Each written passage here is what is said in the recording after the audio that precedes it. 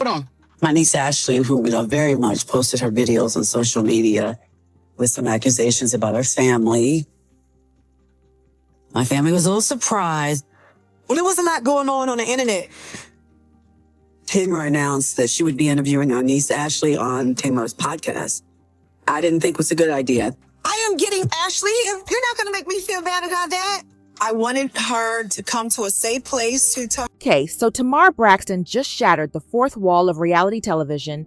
And trust me, this is not the polished version you're used to. What she revealed about her own family, absolutely wild. We're talking legal battles, safety violations, and secrets that were never supposed to leave the editing room. Buckle up, because this tea is piping hot. Tamar Braxton is finally pulling back the curtain on what's actually been happening with the Braxton family. And she's not holding back. She's speaking with raw, unfiltered honesty that makes networks nervous, because this is not the sanitized version they want you to see. According to Tamar, there's a whole messy reality happening behind those carefully crafted episodes, and it's too chaotic for primetime television. Here's what Tamar wants everyone to understand. Reality TV is basically a scripted movie at this point. Producers cherry-pick moments that support whatever narrative they're selling. The Braxtons you think you know, that's the highlight reel. But the actual story, the one filled with genuine conflict and pain, has been buried in footage that never sees the light of day. Tamar isn't just calling out the industry, she's calling out her own flesh and blood. She says her sisters have been dishonest, acting out performances that she describes as disturbing. Imagine watching your own family put on a show for millions, while real drama unfolds the second those cameras stop rolling. She's exhausted from pretending everything's fine when it absolutely isn't. Blamed for something that I didn't do.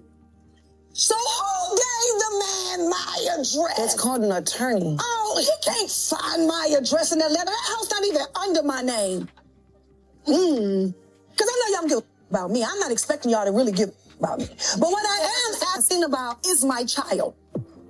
Tamar's drawing a hard line now. She says if people aren't willing to confront the real issues, then they have no business being on television. This is a full-blown turning point. She's officially done with the performance and the fakeness. Let's talk about Towanda specifically. Tamar confirmed that cease and desist situation was absolutely real. Legal documents were drafted, lawyers got involved, and tensions had been simmering for way longer than anyone realized. And it all supposedly started over a clip that never even made it to air. Whatever was in that unseen footage crossed a serious line. We're talking about content so explosive that it pushed family conflict into actual legal territory.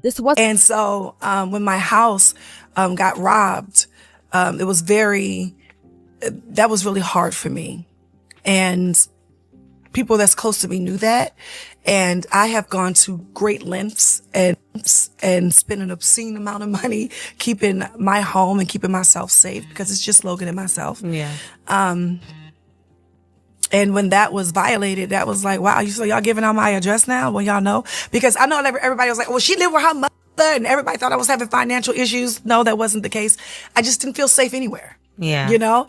And it was like, I didn't want to leave from my mother's house, because if everybody has a good relationship with their parents, your home or your family's home is a safe place. Mm-hmm. So for me, it took me a long time to actually buy a house here that I actually lived in. Like I have 3 that's just sitting here in the city because I just didn't feel safe enough to move into. Yeah, so when they gave out that address, you just felt like they already knew what you was going through? Yeah, man, because, not only did he send it to my house once, he sent it to my house 3 times.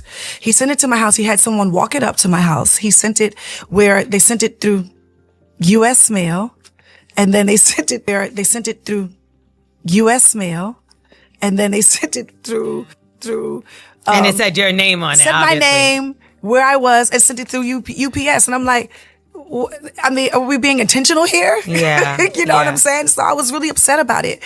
And unfortunately, at that table was the first time that I had seen them like, I got a cease and desist, and nobody said anything. Because it was never a factor of a cease and desist. It was the factor of who gave out my personal information. Yeah. My home. It wasn't some petty sibling squabble. This was serious enough to involve cease and desist letters. The drama goes even deeper. Tamar opened up about her niece Ashlee and the devastating loss of Ashlee's sister. This is real grief, profound family trauma that cut deep and left scars that still haven't healed. This is the kind of pain that changes people. The family never wanted this discussed publicly. These were private wounds wounds kept behind closed doors. But old pain has a way of resurfacing, especially when you're already dealing with tension. Tamar's tired of pretending these issues don't exist. Tamar also addressed long-standing issues with her brother. She's talking about behavior patterns that allegedly caused chaos for years, serious problems that fundamentally shaped how this entire family operates. These patterns affected everyone and somehow stayed off camera all this time. Tamar feels like she's been carrying these truths completely alone. While she's dealing with the weight of family dysfunction, everyone else is smiling for cameras, posting happy photos, maintaining the illusion that the Braxton family is goals. They acted like the problems didn't exist. What happened when Tamar spoke her truth? Her sisters turned ice cold. They were furious that she exposed what was really happening. Protecting the family's public image became more important than actually fixing the real problems tearing them apart. The Braxton family constructed this image of being aspirational, successful, and united. Fans looked up to them, but according to Tamar, behind that polished exterior, things were crumbling. She describes manipulation, constant tension, and exhausting pretending. Tamar's decision to speak openly shook everything. In families like this, there's an unspoken rule. You don't air the dirty laundry, but Tamar's done playing by those rules, and that decision has consequences. Now, Tamar takes the conversation somewhere even more serious. Personal safety. This is about feeling secure in your own home, and what happens when that security gets violated. Tamar experienced a terrifying break-in at her home. Her sense of security was completely shattered, and the fear was so overwhelming that she moved in with her mother, a successful, independent woman forced to leave her own home because she no longer felt safe there. This wasn't a brief scare. Tamar genuinely didn't feel safe staying alone. That's the kind of fear that keeps you up at night, that makes you jump at every unexpected sound. Tamar discussed this on The Morning Hustle, making clear she doesn't want random people knowing her address. And honestly, can you blame her? Especially after her privacy and safety were already compromised. Tamar invested serious money into security measures, professional-grade protection systems. Her motivation, keeping herself and her son safe. That maternal instinct kicked in, and she was willing to spend whatever it took. She was trying to break it up, so we're just gonna go with what she said. When she tried to separate us, I didn't feel like she tried to separate us. I felt like she tried to separate me. You get what I'm saying? I can see why you think that. Right, because she pushed me and turned and protected Tony. She did. Right? And gave you a superstar. You're the number one R&B, right? So that's what I was feeling like. But aren't y'all all superstars? I mean, okay. Fine.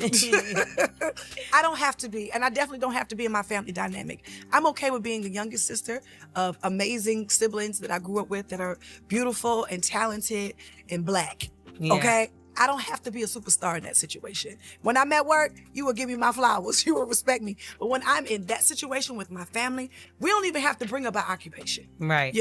And the status of our life. Yeah, you shouldn't. Yeah, right? I don't think so. But I just felt like I was pushing the corner at that table. Like, I really came to discuss my niece, where's everybody head at in this, and who gave out my address.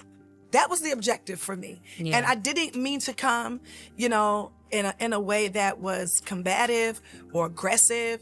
I was really trying to have a real sensible conversation. Now, when people started pushing my back up against the wall and I had to come out fighting, that's exactly what happened. Yeah. Do you feel, did this happen, this whole situation, the cease and desist, was that sent before Towanda's wedding?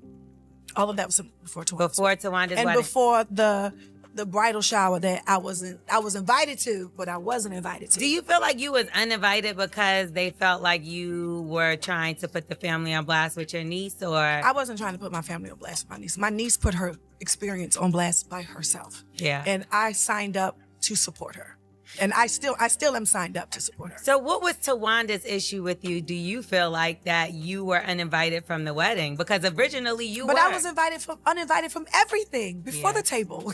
Yeah. So was I really invited to the wedding, or was that another part of being gaslit? Here's where this story takes its darkest turn. According to Tamar, a family member shared her address. Someone in her own family who knew about her trauma and fear gave out her address anyway. Her safety was completely disregarded. This wasn't just carelessness. This created genuine danger. Tamar was left feeling exposed, vulnerable, and deeply betrayed by someone who was supposed to protect her. Tamar explained, her property isn't even under her actual name. This is a common celebrity strategy to maintain privacy. It keeps addresses off public records and adds protection between their public persona and private life. But someone giving out her address completely undermined those protective measures. One decision erased years of careful safety planning. Tamar had every reason to be absolutely furious. And when you think this couldn't get more painful, Tamar wasn't invited to Towanda's wedding, her own sister. That exclusion was deliberate and sent an unmistakably clear message about where Tamar stands in this family. Where does the Braxton family stand today? Sisters aren't speaking. Legal threats are flying. Issues hidden for years are now explosively public. The carefully maintained image has completely shattered. Tamar's position is crystal clear. She refuses to protect people who won't protect her. She's done maintaining a fake image for television or family reputation. She's speaking with complete honesty and zero filters. This is the side of reality television fans never see. The real tension bubbling under every scene. The genuine chaos that gets edited out. The truth that's darker and more complex than any scripted episode could capture. So there you have it. The Braxton family drama exposed in all its complicated glory. What do you think? Was Tamar right to speak out, or should some things stay private? Drop your thoughts in the comments because I genuinely want to know where you stand. If you made it this far, smash that like button, hit subscribe if you haven't already, and share this video. And stick around because the next deep dive,